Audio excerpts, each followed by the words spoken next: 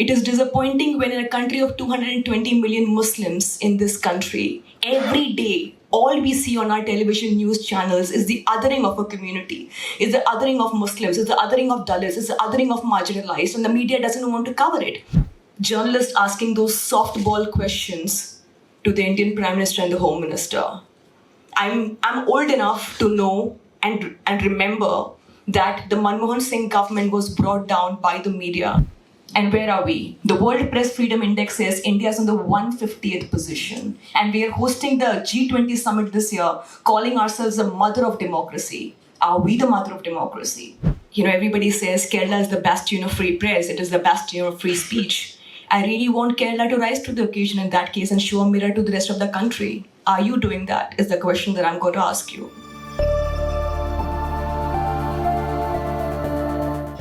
It is indeed an honor and a privilege to be giving the first Somnath Memorial Lecture in memory of a journalist who I believe truly knew how to speak truth to power. And that's a phrase I think we have forgotten over a period of time, over the last couple of years, where media, which is supposed to be the pillar that questions and brings down the corrupt and those who believe in dividing the country. I'll give an example. Yesterday, I was at the Mumbai airport waiting to board the flight to Trivandrum, and thousands of people at the airport, right, waiting to board their flights. And that one news channel that was blazing across. I thought probably they will talk about the Adani scam, or probably they will talk about the BBC documentary not being screened. But guess what was playing for 3 full hours on the news channels about a certain Baba and his magical powers, right? Unfortunately, that's the truth that we are living in. I was telling somebody this morning, you know, I'm writing a piece today about what happened with Gautam Adani. And I was looking at the mainstream media, the news channels, to see what is their coverage so far. And I feel like the only way the mainstream media will talk about the scandal that has happened in India is probably when JNU or Jamia students start talking about it. Probably that's the only time our media will go to these institutions and talk about corruption. Today, in memory of this man who used satire, who used humor to question almost everybody, right? I'm speaking here. I've not spoken at any of the Indian platforms over the last couple of years. I was away in the US where I got a couple of big awards, and I said this there that I feel lost when I'm in India these days, because I feel like people who are questioning, we are being questioned. We are being asked, how dare you? I was at the White House a month ago, and I was speaking to State Department officials, and I spoke about this one journalist all of you must have heard of, Siddique Kapan. He's behind bars for the last 2 years. And more recently, a month ago, he got bail from a court in UP. And that man has, despite being given bail a month ago, Siddique Kapan continues to be behind bars. That's a shame, not just about on every privileged person. It's a shame on each one of us as journalists. It's a shame that one of our own colleagues is behind bars. It's a shame that sham charges are being used to silence those who are trying to speak truth to power. And that is the reason why I am here in a state where he was from. And I hope that many others here speak in solidarity with not just Siddique Kapan, but journalists in this country who are being silenced systematically. In 2017, I think Gauri Lankesh was a dear friend of mine, Gauri Lankesh, who all of you must be aware of, called me because she had read my Facebook post where I was talking about the harassment by the government. And Gauri had translated my book, Gujarat Files, in Kannada. And she was planning to host a big event. And we were talking back and forth. And, Gauri called me and she said, Rana, these are nincompoops. These are paper tigers. They can't do anything. You go on with your journalism. And the next day, Gauri was shot dead. By whom? We all know. We are not supposed to speak about it, though. Gauri was shot dead. And till today, what has happened? Has a trial begun? What have we done for justice for her? The number of journalists who are being silenced, Rupesh Kumar Singh in Chhattisgarh, we have become the enemies of the state. So why are we still speaking? We are speaking because there are independent journalists in India who I believe many must be in this room who are trying their best despite the gatekeepers who are stopping them from speaking the truth, the publishers, the owners of mainstream media, who are right now not doing what history will judge them for. We have ministers and honorable members of parliament speaking about how journalists are important. But I believe when these people are in positions of power, they will not attack journalists themselves. It is one thing to speak in solidarity with journalists when you're in opposition. I would really like people in position of power to take a position on journalists. As a journalist myself, I consider myself a very privileged voice because, I have access, I have a social media cloud, people hear me when I speak about, which is why I believe it is a moral responsibility on me to speak about and speak for those who do not have my privilege, who are being silenced every single day. All of you would be aware of my investigation in Gujarat, where I went undercover with 8 cameras on my body as Maithili Tyagi. And my own publication, Tehelka, at that point of time did not publish the investigation. I was 26 when I got Mr. Amit Shah's call records published in Tehelka and his role in the extrajudicial murder of Sohrabuddin and Tulsi Prajapati. And at that point of time, I remember all the mainstream media coming to my house talking about the investigation, putting Mr. Amit Shah on their prime time debates. And I suddenly see them now. Suddenly I see journalists asking those softball questions to the Indian Prime Minister and the Home Minister. I'm old enough to know and remember that the Manmohan Singh government was brought down by the media, so to say, effectively, because of the investigations on the coal scam and the 2G scam and the multiple scams that hit the government. The media was questioning it day in, day out. We were all there. Other scam in Maharashtra. Everything that was being spoken about, everything that was wrong with the government was being spoken about every single day. What just happened in the last 8 years then? We're not the same anymore. People are mocking us outside. People are joking about us. People are saying we're not to be believed. Is that where we are right now? Are we supposed to be ashamed of ourselves? And this is not a question to the young journalists sitting here. They are doing their best. This is a question to the owners who own these publications, who basically strike deals with the government, who sup with the government, who have dinners and lunches with the government, and who cut deals. And the people who pay the price are the young independent journalists who are in this room right now. And I feel terrible for them because I come from a school of thought where my father was a part of the Blitz back in the day. And my father used to say, when you go to interview somebody and when you have more than a glass of water, you're obliged to that person. You should not even have something like a cup of tea with that person because then you're obliged to that person. I feel like our morals seem to have changed over a period of time. And that's extremely disappointing. It is disappointing when in a country of 220 million Muslims in this country, every day, all we see on our television news channels is the othering of a community, is the othering of Muslims, is the othering of Dalits, is the othering of marginalized, and the media doesn't want to cover it. Yesterday, one of the first lynchings since Mr. Modi came to power happened in 2015 of this tech guy in Pune. Yesterday, his killers were acquitted by the courts. Was that primetime debate? No, it wasn't. I was reading something about the Hindenburg report that has published a massive expose on the Adani group. And I was just doing a Google search on the mainstream media, right? 7 days ago, Times Now has a big headline. It's not about Times Now, but that's the example that just came in front of me.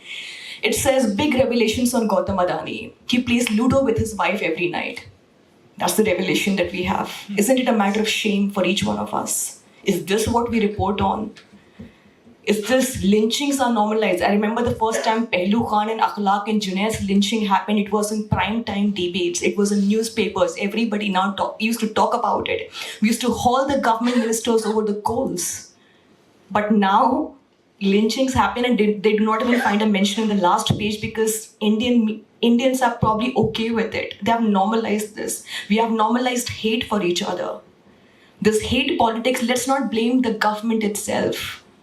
We, the media, have kind of normalized this hate because it's getting us more TRPs. So we need to introspect where we are.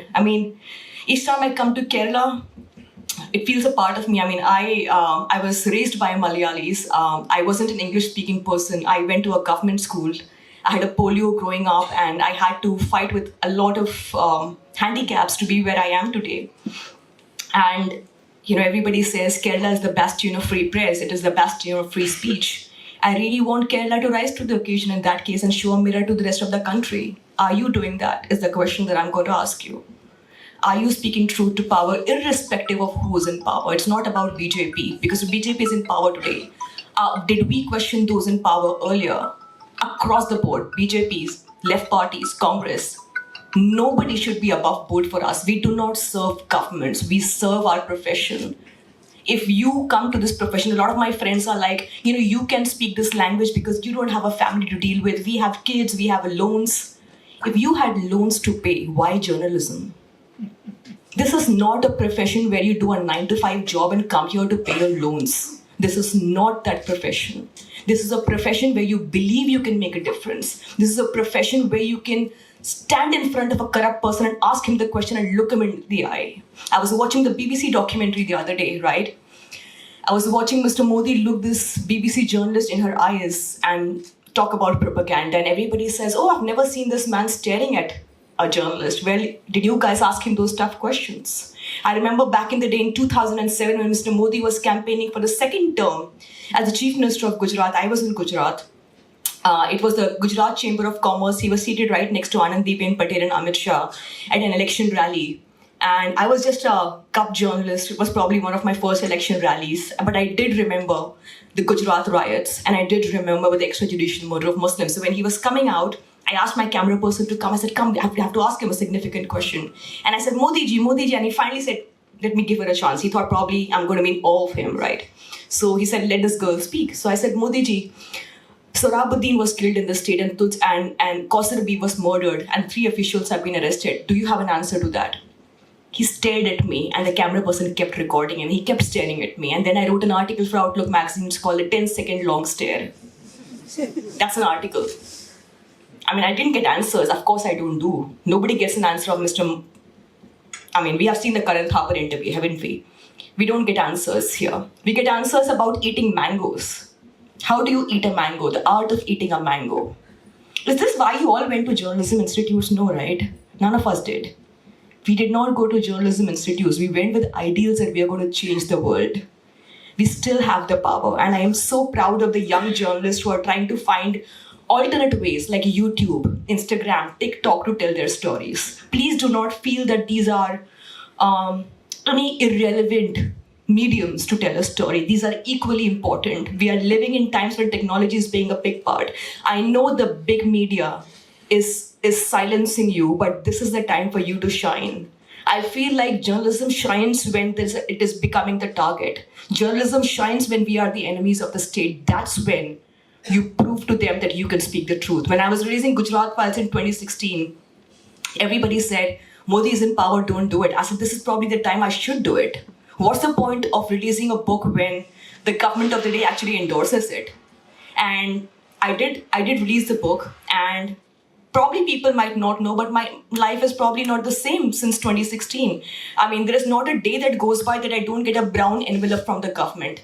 You don't want to know what the brown envelope is. It's a love letter that I keep getting from the government of the day. There's an FIR in one state, there's a charge sheet in one state, there's a tax. It goes on. And the time that I should spend in reporting a story goes with my lawyers, goes with my tax officials, goes with my accountants, goes with God knows how many courts. I have a hearing 2 days later in Supreme Court. That's what the government wants to do, and that's what governments across the world do when they have to target somebody they can't kill. They exhaust them. They run a media trial against them. I had more media outside my house earlier this year than you would ever see outside the residence of Gautam Adani. That's the truth. And that's the truth that we all must confront. And when I was asked to come and give this lecture, I've not been speaking in public for quite some time, but I felt like this is the right time. A lot of us have become silent. We are self-censoring ourselves because it's like, I know even if I tweet, I'm going to be thrown behind bars. Zubair, my colleague at Alt News, was arrested for a tweet that he did 2 years ago. At this point of time, you can be arrested for existing. People say it's not an emergency. I believe, why don't you see the emergency? I see the emergency everywhere.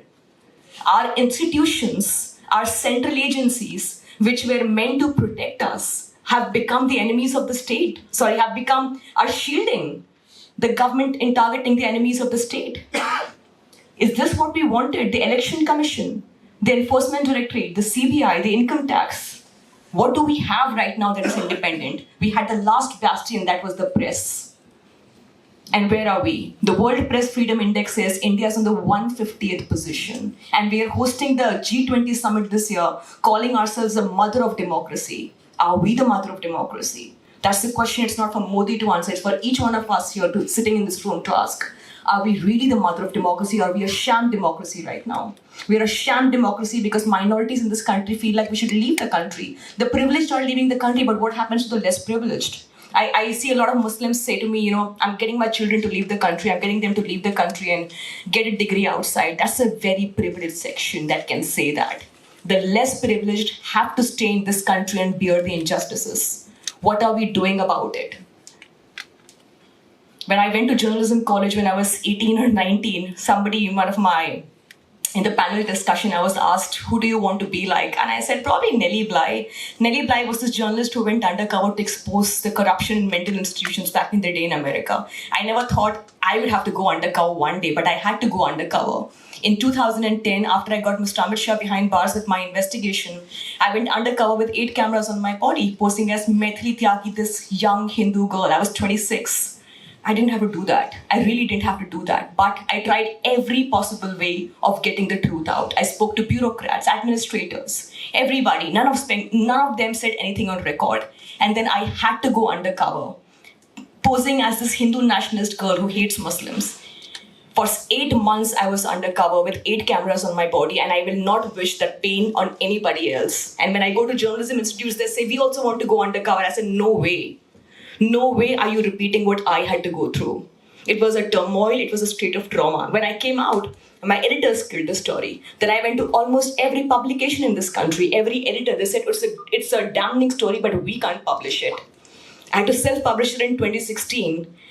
And I'm just looking to publish the tapes. There's a documentary being made. And somebody said, would you like to publish the tapes independently? I said, as long as you promise me that the CBI will not be at my door tomorrow morning. That's the fear that we live in. So I am not used to giving speeches. I've never prepared a speech. I just wanted to speak impromptu from my heart. I want to have a conversation with you. It is a tough time in the history of India to be a journalist, but I believe we have tied it through the worst in the history of this country, and we will tie it through this as well. Thank you so much for giving me a platform, for hearing me, and I hope we can continue to support independent press in India. Thank you so much.